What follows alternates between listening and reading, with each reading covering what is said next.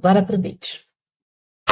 No dia 3 de janeiro de 2008, essas aspirações aparentemente improváveis foram atendidas, quando absolutamente do nada surgiu um estranho ativo chamado Bitcoin, cujas desencontradas e desconexas primeiras informações a seu respeito davam a entender que era só uma nova forma de fazer negócios, porém, era muito mais do que isso. Revolucionário, inovador e imensamente vanguardista, o Bitcoin remodelou totalmente o mercado mundial, fornecendo para qualquer um que estivesse disposto a utilizá-lo a oportunidade de não se submeter mais aos grilhões da burocracia e dos mecanismos estatais, pois seu sistema peer-to-peer garantia que suas transações ocorressem diretamente entre os usuários, sem a intermediação de uma terceira parte.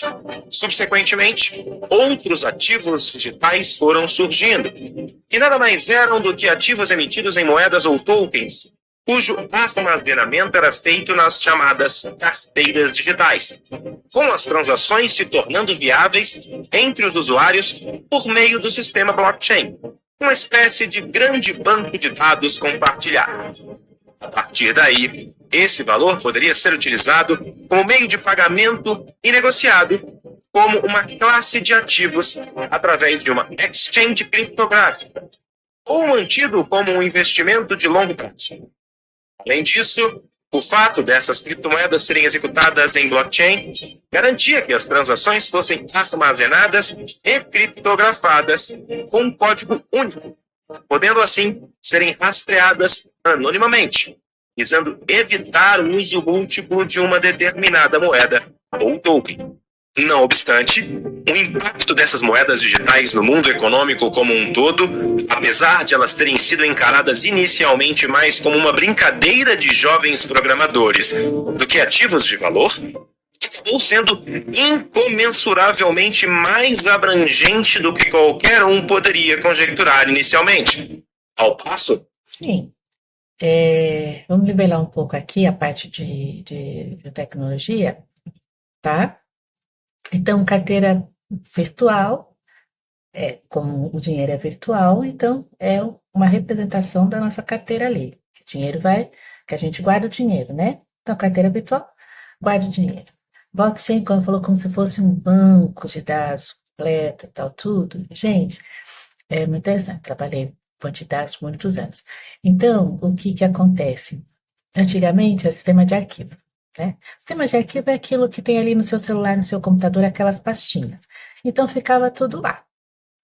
Só que os arquivos ali, só jogadinhos, eles não têm relacionamento com os outros. É uma forma analógica que você vai pesquisar, que você vai procurar.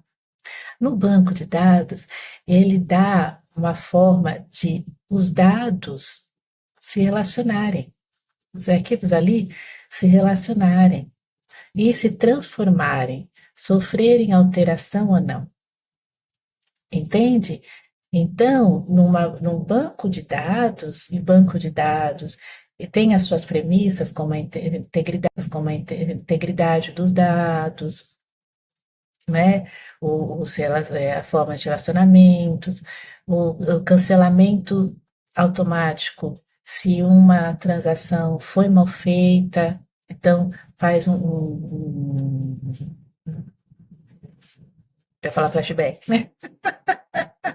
Faz um rollback, que na verdade desfaz aquela transação porque ela não foi terminada de forma correta, tudo, né? Então garante que aqueles dados são os dados fidedignos, os dados corretos, tá certo? E aí a opção, né, através de uma exchange criptografada, né, que falaram, né, uma ferramenta que você pode fazer as transações entre as pessoas, ou senão você mantém ela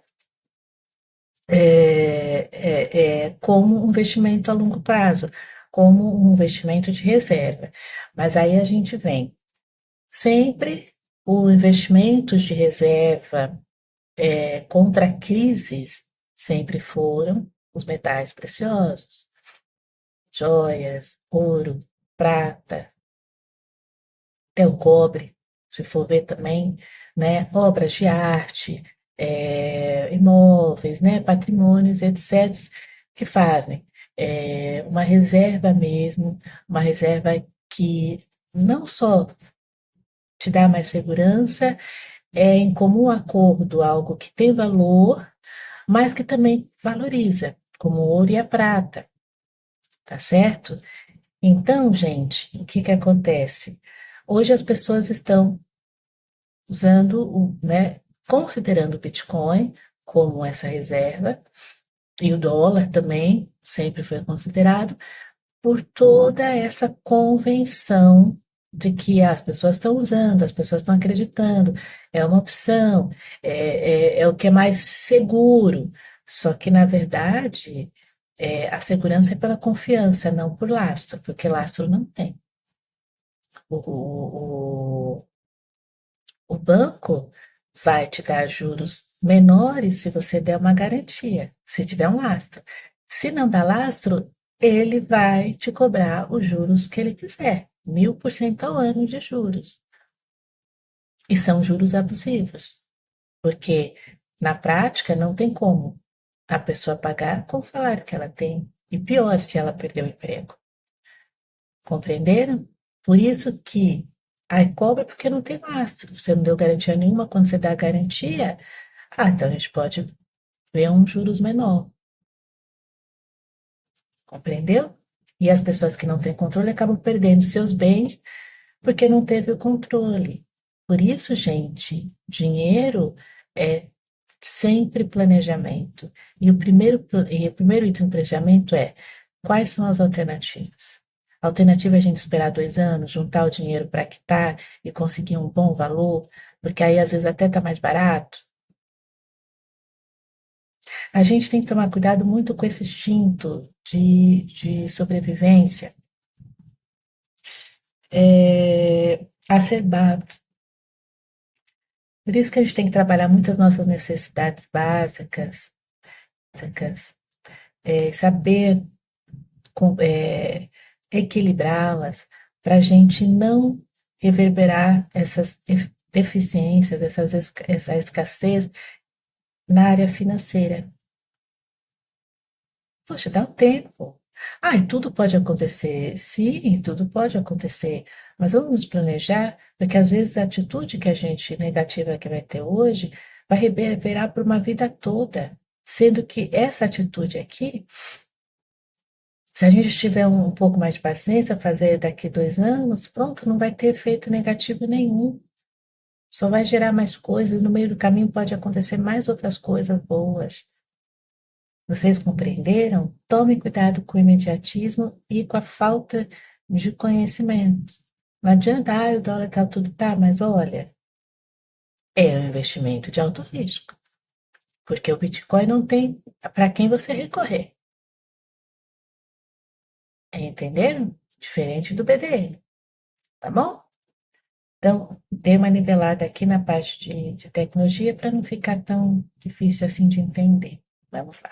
Que em 2023, enquanto elas foram ficando cada vez mais populares, 90% do dinheiro em circulação no mundo já era digital.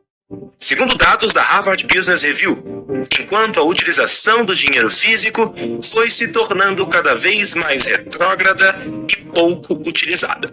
Todavia, tal como Isaac Newton já havia nos alertado em sua terceira lei, para toda ação, há sempre uma reação oposta ou de intensidade igual. Algo que pode ser visto na prática por conta da acachapante e poderosa reação das forças estatais e burocráticas ao advento das criptomoedas.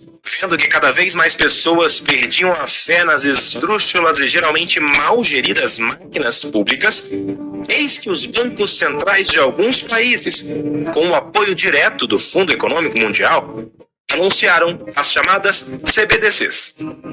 Nada mais, nada menos que criptomoedas reguladas e geridas pelo Estado. Lembrando, gente, que olha só, a gente tem que tomar muito cuidado que as CBDCs não são igual o Bitcoin, nem igual ao BDM, porque elas continuam sendo lastreadas pela própria moeda, a própria cédula, tá? Por isso que vão recolher as cédulas, se, né, não permitirem que as cédulas continuem sendo um meio de pagamento, e vão converter tudo. Somente os dinheiros que estão lá nos investimentos, nas ações, vai converter tudo. O que não vai converter é o que está tokenizado. Tudo que estiver em real vai ser convertido em DREX. Entendeu? Então, CBDCs é a representatividade do mesmo dinheiro que existe em forma digital. É só isso. Não vai assim, você não vai achar, nossa, um CBDC do Estado vai chegar no Bitcoin. Não, não vai. Esse é um detalhe que você tem que prestar atenção, que eu acho que as pessoas podem se confundir, tá bom? Vamos para a próxima parte? Vamos.